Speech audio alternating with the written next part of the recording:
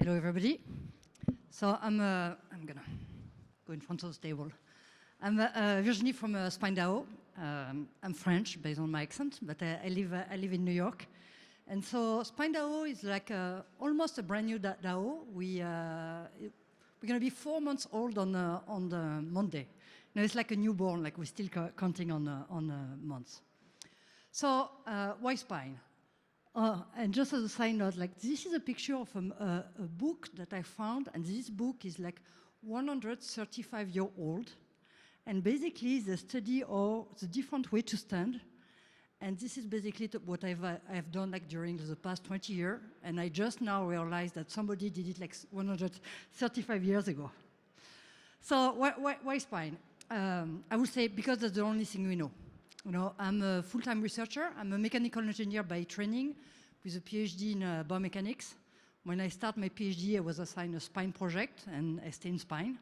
And my co-founder, we are 5 in total. The 4 others, they are all spine surgeons. So if we had to do something, it had to be in spine. We are very deep into traditional science. Like altogether, over the past 15 years, we have more than 1,000 publications. So I'm talking about clinical research. So clinical research is not the same volume that basic research. So from NYU, HSS, Brown, and now I'm at Northwell. We also created like some foundation and some study group. Like one is about like a deformity of the spine, like the super crooked spine. It's about like 30 sites in the US. And then another society in France where it's only like private clinic that work together, like kind of like fighting like the big academic institution. And any startup that we have done up to SpineDAO, well, it was in spine. So whether we're talking about an implant, like a software to plan a surgery, so really like spine, that's the only thing we know. And somewhat we get lucky because spine is the big problem. You know, spine is the big problem, and if you look at like those numbers, like it's basically the #1 disability in the world. So most of you, unfortunately, like unless you're extremely lucky, at one point you're gonna have some back pain. You know, for the vast majority of you, it's not gonna be an issue. Like suck it up, you know, take an Advil, and it's gonna get better. But for 1 out of 10% of those people, it's gonna be a chronic condition. So a chronic, lasting condition, and it has a huge impact on the society. You know, it has a huge impact on you, but also on the society. Like from a financial point of view, just in the US is $135 billion in direct cost, and then if you start to add like the indirect cost, like the loss of productivity, then we're starting to go to the roof. It also represents a fair number of emergency visits. And we're dealing with a system that is more or less broken, and I would say like probably like more than less. First, we don't have enough specialists. So in the US, there is 5,000 spine surgeons for a population of more than 330 million people. Worldwide is about like 20,000 spine surgeons, and the system doesn't work. For example, I work mainly with spine surgeons. 90% of the patients that they see, they don't need surgery. And I would say that's good for the patient, but it's totally ineffective because now the patient lost some of their time. They waited like 5 months to have an appointment, and when they see the doctor is like, sorry, I cannot help you. I mean, in a nice way, like, but that's basically like the answer. Then the clinicians, they have to see 10 patients to have like 1 surgical candidate because they're trained to do surgeries. That's what they do. They're not pain management. It doesn't work also from a healthcare point of view and from a financial point of view. Now the insurance has to pay 1, 2, 3, 5 visits until the patient reaches the correct specialist. It's not going to get any better because we're aging, like the brain is aging, but the spine is aging, the body is aging. And then if I take my research hat, it's a little bit depressing to see like it takes like 17 years on average like to have an impact. Most of my research has been on the way people stand. And for that, you need to do a few measurements. For 10 to 15 years, I've been talking about the same angle.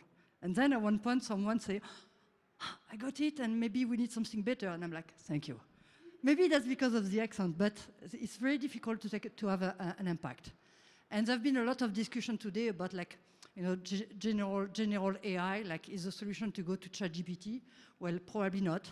Probably not, because those systems are not trained by clinical data, and not trained by curated data. And I think you mentioned that, like, maybe some Reddit like comment that end up in those systems. So SpineDAO.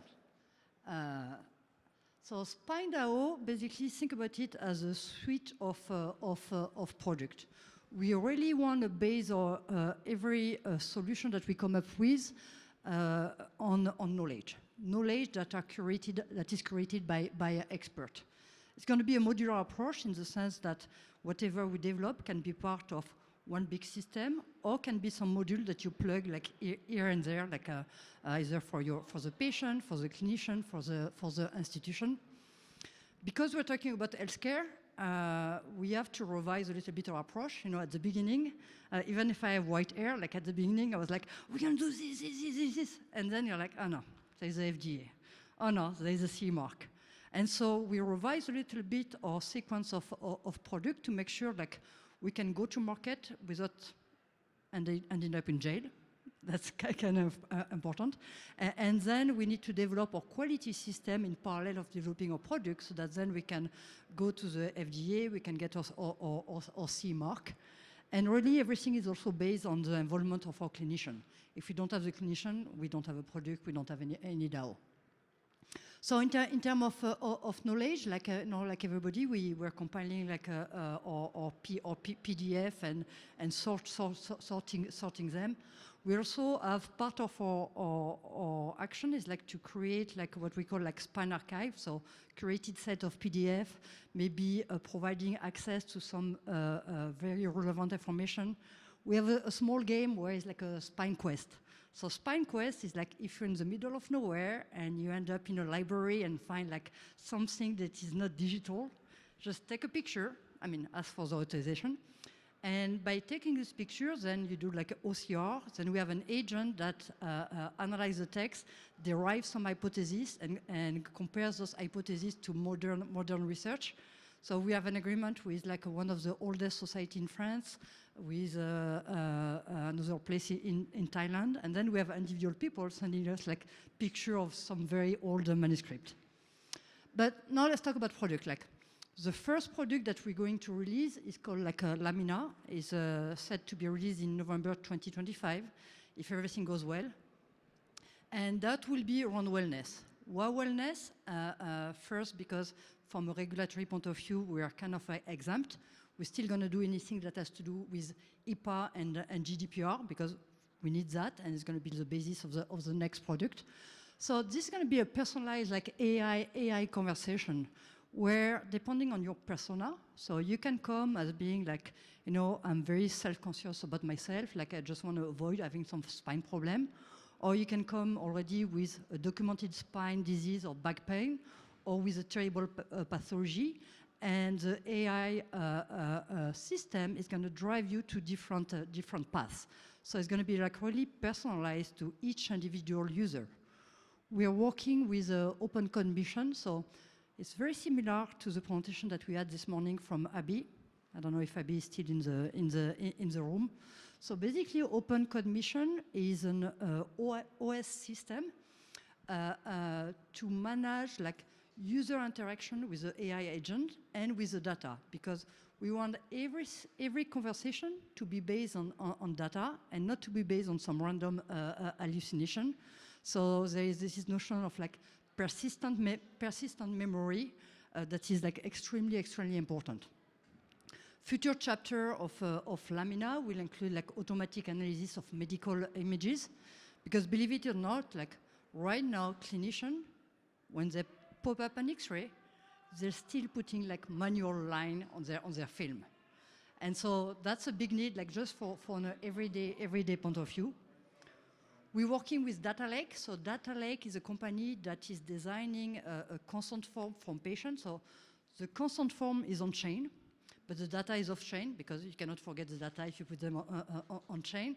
And as such, like the patient has the ability to say like, no, I don't want you to use my data anymore. Or yes, you can use my data for academic research, but not for product development. The second product is like the smart appointment. Remember I told you like the vast majority of patients that go to see a spine surgeon, they don't need to see a spine surgeon. So we have an algorithm that is based on 7,000 patients that predict like the likelihood of having a surgery within the next year. And so we develop a tool where the patient answers like some question, then you have an API call to the algorithm, and then we put that on the slide, and we ask like the clinician, say like, now that you see the answer of the patient, what do you think? And then next step, now that you have the answer plus the image, what do you think? And now that you see the patient, what do you think? And then we compare to the AI. So this is an IRB approved study in France. So I think in France they call it like CCPRB, basically like an IRB study. We're starting on Monday.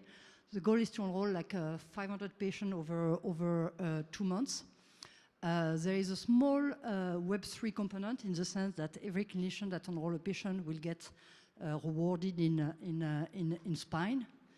And then once we're done with the validation, we'll see like either it's crap and we do it again, or it's a decent product, and then it can become like a standalone application, first in Europe and later on in the US. I told you that anything that we develop is based on data, and it has to be like reliable data. So we're putting our clinicians, we're asking them to contribute like almost on a daily basis in terms of labelization of the data. So we have about like 200 clinicians, spine surgeon, pain specialists, physical therapists, like all around spine. And each time they label some data, they receive some token. So the first set of data that we asked them like to label was some clinical vignette. So a few hundred, we'll say like digital patient, where we presented those vignettes that are based on like demographic information, pain characteristic, like a complaint of the patient, like past medical history, past medical treatment. And each clinician told us like what treatment do they recommend, why, and how confident are they in their answer. And each vignette was reviewed by at least like four clinicians, so which means that in a matter of a few weeks, now we have a couple of thousand of clinical cases that can be used then to feed our AI agent or feed our algorithm. So we slowly like are bringing like some of the clinicians from Web 2 to Web 3. Like it started with them like taking part in our fundraising. That was painful. Like we had a deadline, but so before that, during the 3 months before, like we were babysitting like every single clinician that we know, like telling them like, okay, you need to download the Phantom wallet, you need to do this. But now at least they have their wallet and they know that it's not a scam. And they see that they can get involved by contributing to the DAO, get a little bit some reward. And what they like is like, I mean, it's funny human nature. Like we created those soulbound token. This is a word that I learned like 2 weeks ago. I still don't know how to pronounce it. But basically, it's something that tell you like, yes, you're a clinician, you're part of Spine DAO. This is how much work you have done for Spine DAO. So they have that in their wallet, and that's part of creating like the community. So most of our community is clinician, but we also have like one branch of patient, and we're talking like during the break, like one of the patients that is supporting like Spine DAO, like reached out to us because she is like a young woman, like she's a 21-year-old, and she has deformity of the spine. Basically, she's crunched forward, and she needs to wear a brace. And she was like, the braces are not designed for women. They are designed like for kids, but if you have some breast, it doesn't work. So she designed some things, and we put her in contact with a friend of us that is more in the fashion industry, so that maybe you can have something that is useful, but that is also like good looking. We put her in contact with some engineer, so she's designing the brace, and maybe we'll help her like to bring it to market. So those are like side projects. It's not like the core mission, but that's make us feel like useful. And to be honest, like I don't know if you're part of DeSci or if you're part of DeepIn. Because like really like what we're doing is like creating this infrastructure where you're collecting data, you're creating the data, the clinicians are validating the data, and then getting some reward. So I'm like, maybe there is a D-spin, something in middle. So, and I think that's the beauty of whatever we're doing here. Like, there is not one single model, like, it's a framework, and then from there we do whatever we want. Thank you.